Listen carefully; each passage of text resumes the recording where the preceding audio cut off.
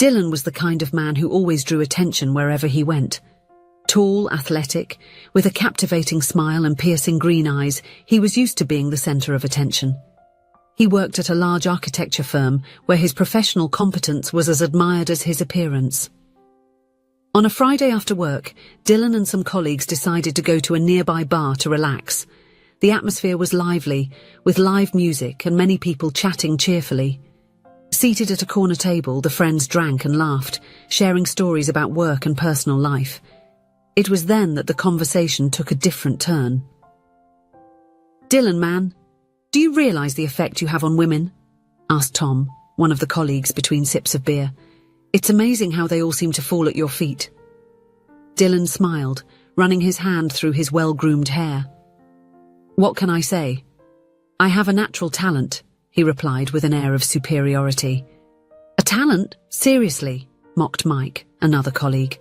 "I bet you couldn't win over any woman you wanted." Dylan's eyes sparkled with the challenge. "Oh, really? Want to bet? Choose any woman here in the bar and I guarantee that in a few minutes she'll be interested in me." The friends exchanged glances, laughing at Dylan's arrogance. Then one of the friends in the group had an idea. "Wait a minute, guys. Winning someone over in a bar is too easy for our charmer here. How about a real challenge?" Everyone was curious, including Dylan, who raised an eyebrow, intrigued. "Remember Judith, the girl who works in the company's human resources department? I bet you can't make her fall in love with you in a week." The group was silent for a moment, absorbing the proposal. Dylan frowned, trying to remember who Judith was. He had a vague memory of a discreet girl he sometimes saw in the company's hallways, but he had never paid much attention to her. "A week? Pfft, piece of cake," said Dylan, puffing out his chest. "I accept the challenge. In a week, Judith will be completely in love with me." The friends laughed and toasted to the new bet, little knowing that this challenge would completely change Dylan's life. On the following Monday, Dylan arrived at the office determined to begin his pursuit. His eyes scanned the environment until they found Judith's desk. He observed her for a moment, noticing for the first time what she was like. Judith possessed a gentle and natural beauty, with long hair that fell delicately over her shoulders. Her honey-coloured eyes were focused on the computer screen as she worked. Judith's desk was a reflection of her personality, organised and decorated with small personal touches. Miniature dog figurines and other cute ornaments adorned the space, creating a welcoming environment amidst the corporate setting. Dylan adjusted his tie, ran a hand through his hair, and walked confidently towards Judith's desk. He stopped in front of her, waiting to be noticed, but to his surprise, Judith remained focused on her work. Disconcerted, he cleared his throat slightly. Judith finally looked up, her expression neutral. "Hi, how can I help you? Do you need something?" she asked, her voice calm and professional. Dylan, not accustomed to being ignored, tried to regain his composure. "Actually, Judith, I came here to see if you would like to have lunch with me today. A new restaurant has opened near the office and I thought we could check it out together." Judith looked at him for a moment, as if evaluating him. "Thank you very much for the invitation, but I'm going to have lunch with my colleagues. Enjoy your lunch," she replied politely, turning her attention back to the computer. Dylan was momentarily paralyzed, surprised by the rejection. He had never been dismissed so directly and politely. Feeling the amused gazes of colleagues who knew about the bet, he walked away, intrigued and determined not to give up. In the days that followed, Dylan intensified his attempts to get closer, determined to win Judith over at any cost. He strutted around the office with his almost arrogant confidence, flashing smiles that seemed rehearsed, always full of ulterior motives. His approaches were carefully calculated. Casual compliments on her appearance, jokes that elicited laughter from everyone around, and occasionally, a bolder comment suggesting something beyond friendship. Despite his efforts, Judith seemed unwavering. While many women would have succumbed to Dylan's insistent charm, she maintained a serene expression and an educated but professional tone. Each of his attempts was met with short and cordial responses, as if she was making it clear that she wasn't easily impressed. For Dylan, who rarely faced resistance, this indifference was a blow to his ego. Dylan began to observe Judith more attentively, intrigued by her calm and resilience. She possessed a natural serenity that seemed to affect everyone around her. At work, Judith was known for her kindness and ability to handle challenging situations, always with an empathetic and professional demeanor. During lunches, she was at the center of lively conversations, surrounded by colleagues who clearly appreciated her company. Judith had a subtle charisma that didn't rely on ostentatious gestures, but on her authenticity and genuine attention to people. It was evident that what attracted others to her was not just her delicate beauty, but the essence of her personality, genuine, welcoming, and full of grace. One day, Dylan attended a lecture by Judith on new procedures in the Human Resources Department. To his surprise, he found himself completely engaged by the presentation. Judith spoke with clarity and passion about her work, turning a potentially monotonous subject into something interesting.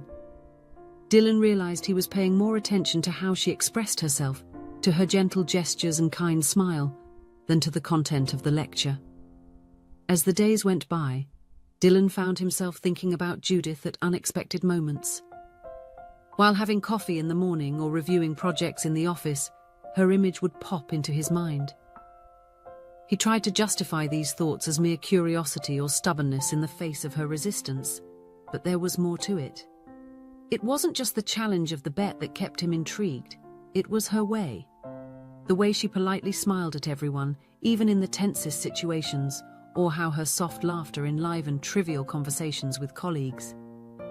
Dylan began noticing small details that had previously escaped him. The way Judith tucked a strand of hair behind her ear while intently reading a document, or how her voice gained enthusiasm when speaking about something she truly loved.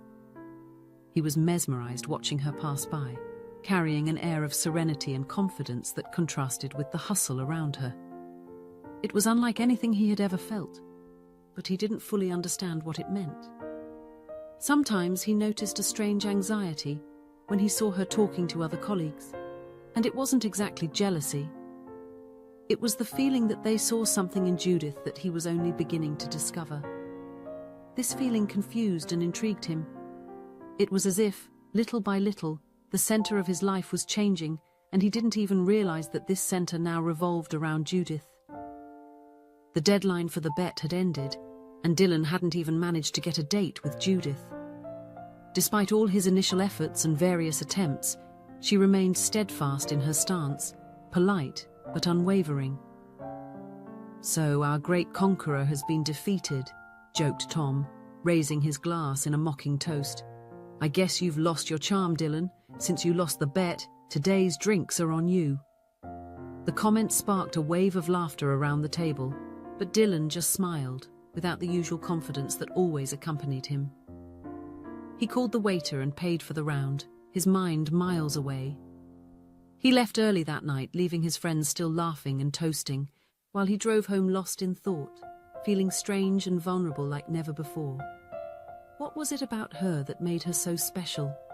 Why couldn't he get her out of his mind? The next day, Dylan arrived at work determined to change his approach. He knew he wanted to truly get to know Judith. Instead of trying to impress her, he began to observe her more closely, trying to understand her interests and personality. That afternoon, as he left work, Dylan found Judith in the parking lot, looking frustrated next to her car. He approached her, genuinely concerned. "Car trouble, Judith? Can I help?" She looked at him, surprised by the sincere offer. "My car won't start. Normally I would call my dad, but today is his birthday and I don't want to bother him. I'm already late for the little party they're throwing for him." Dylan saw an opportunity to help without any ulterior motives. "How about we leave your car here in the company parking lot? You can sort it out tomorrow at your own pace. I can give you a ride to your dad's party so you won't be any later." Judith hesitated for a moment but ended up accepting the offer. During the journey, Dylan felt nervous, not knowing exactly what to say. Judith was giving directions, and at a certain point they passed by a park that Dylan recognized. "I used to come here when I was a child," he commented nostalgically. My father would bring me on the weekends I spent with him after my parents separated. Judith smiled softly. My father brought me here a lot too. I have great memories of this place. Dylan spent his childhood in a home marked by constant arguments and tensions between his parents. The family environment was charged with negative emotions, where the fights were so frequent that they became part of the routine. He still remembered the nights he hid in his room, hearing the shouts echoing through the house while he tried to muffle the sound with a pillow. His parents' separation, which happened when he was only 8 years old, was inevitable and left a deep mark on his worldview. Even after the separation, Dylan continued in the middle of a crossfire between his parents. He always heard his father speaking ill of his mother. He never learned how a healthy relationship worked. Dylan began to associate relationships with pain and instability, believing that deeper emotional bonds were doomed to failure. When they arrived at Judith's parents' house, she invited him to come in, even if it was just to have a glass of water before leaving. Dylan accepted. Judith's father greeted her with a warm hug, affectionately calling her princess. She introduced Dylan as a colleague from work and explained the car situation. Her father insisted that Dylan stay for the party, thanking him for helping his daughter.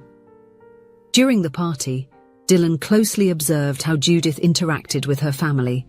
The atmosphere was warm and full of love. Judith's father was especially attentive, not only to her, but to everyone present.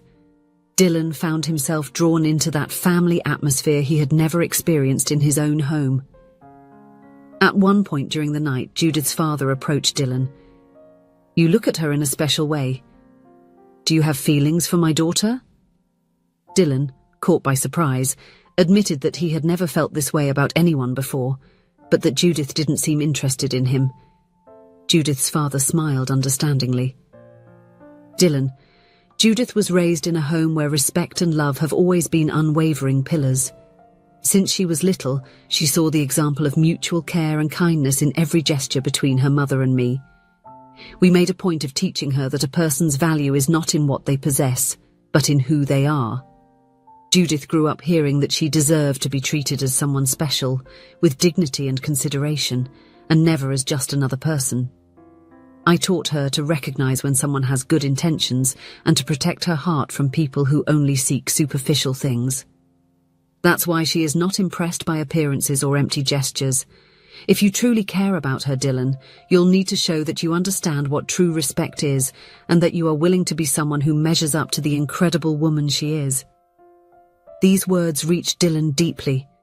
He reflected on his own upbringing, on the constant fights he witnessed between his parents, and how this affected his view on relationships. For the first time, he realized that he needed to change not just for Judith, but for himself. In the days that followed, Dylan adopted a new approach. He began to take a genuine interest in the things Judith liked, asked about her weekend, and made small gestures of friendship without expecting anything in return. He discovered that Judith was passionate about classic literature and started reading some of her favorite books to have things to talk about. Gradually, Judith began to lower her defenses. She noticed the change in Dylan and appreciated his sincere efforts. They started having lunch together occasionally, sharing stories and laughs. Dylan was surprised to discover how much he enjoyed simply talking to her without pressure or expectations. As the months went by, the friendship between them blossomed. Dylan found himself eager to see Judith every day, not because of a bet or achievement, but because he genuinely enjoyed her company. He had never felt so comfortable and happy with someone. Finally, after months of this gradual closeness, Dylan felt it was time to open his heart. He invited Judith for a walk in the park where they both had childhood memories. Sitting on a bench watching the sunset, Dylan gathered the courage to speak. "Judith, I need to tell you something," he began, his heart racing. "When we met, I was a different person. I thought I knew everything about relationships, but actually I understood nothing. You taught me what is truly important. For the first time in my life, I am truly in love." Judith looked at him, her eyes shining with emotion. "Dylan, I've noticed your change. I've seen how you've made an effort to be a better person, not just for me, but for yourself. That touched me deeply. In that moment, under the golden light of the evening, they shared their first kiss. It was a gentle kiss, full of promises and a love that had grown slowly, based on friendship and respect. In the months and years that followed, Dylan and Judith built a solid and loving relationship. Dylan learned to treat Judith with the same respect and care that he had seen her father demonstrate. He discovered that true love wasn't in quick conquests or games of seduction, but in the daily building of a partnership based on trust and mutual care. Dylan's transformation did not go unnoticed by his friends and co-workers. Many noticed how he had become a kinder and more considerate person, not just with Judith, but with everyone around him. The bet that had started it all was now a distant memory, replaced by a story of true love and personal growth. Dylan and Judith became an example of how love can transform people. They demonstrated that strong and loving families not only create adults who know their own worth, but also have the power to inspire positive changes in those around them. Their story was a reminder that it is never too late to learn to truly love, and that sometimes the greatest challenge we can face is to become the best version of ourselves. If you enjoyed the story, please leave a comment with a rating from 1 to 5 to show how much you liked it. Also, watch the video that is now appearing on your screen. See you soon.